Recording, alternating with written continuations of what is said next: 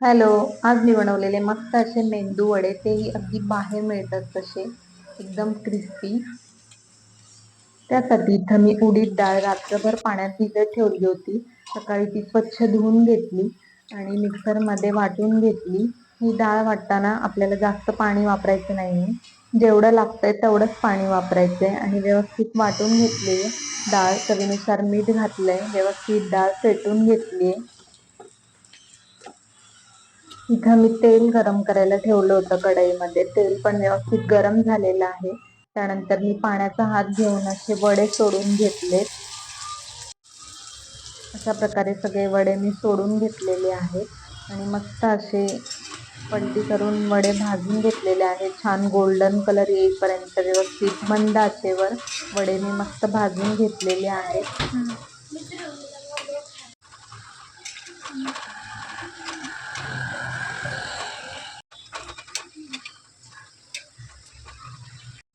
मी छान असा golden colour आलेला आहे वड्यांना.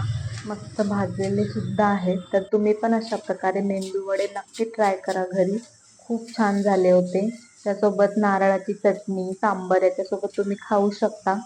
खूप छान होतात. तर घरी तुम्ही पण एकदा नक्की ट्राय करून बघा आणि आपल्या चॅनलला लाईक, शेअर आणि सबस्क्राईब करायला विसरू नका. चला बाय.